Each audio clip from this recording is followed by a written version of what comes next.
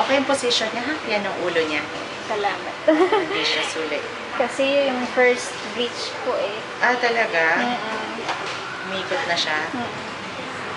Buti naman. Sino kasama mo, mami, no? Mother-in-law ko. Baka gusto niya pumasok. Ayan. Well, mahiyain yun kasi. Shy ba? Oo.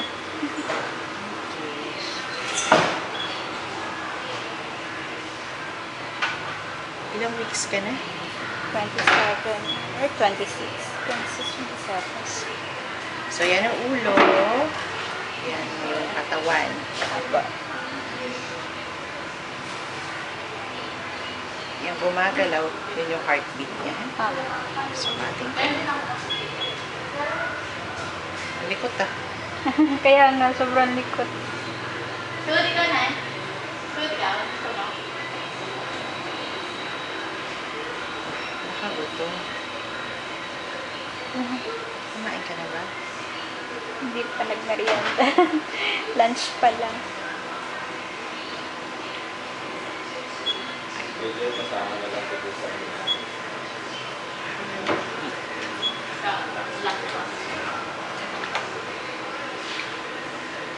Hindi lang sa daw. Okay naman ang heartbeat niya. Ilan ba? 169.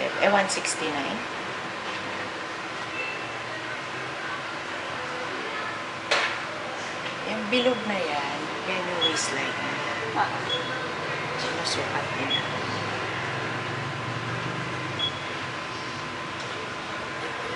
Nasaan ang daddy? Nasa Saudi. Aba, paano yan?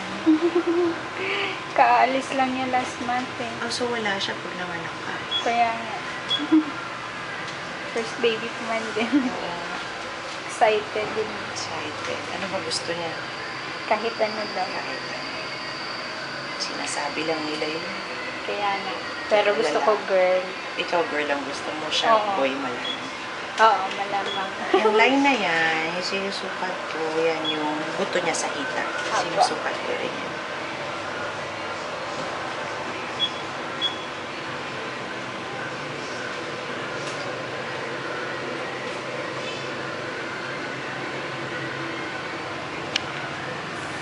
Ay, girl.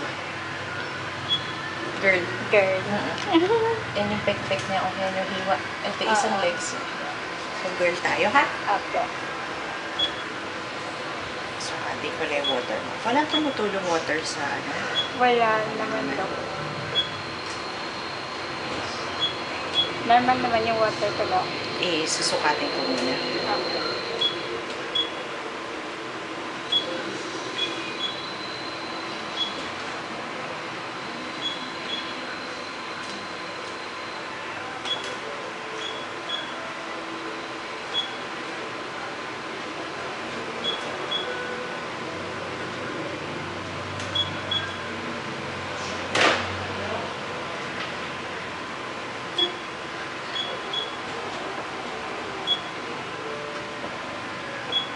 Okay pa naman yung water mo. Normal. Tapos, ito, yung placenta. Apo. Taas naman siya. Mataas na. Wala namang bleeding. Kumusta na? Okay. Okay tayo, ha? Apo. Tapos, girl na talaga, ha? Sure. Sure na. As in, sure na. Okay. Kailan ma-expected mga anak?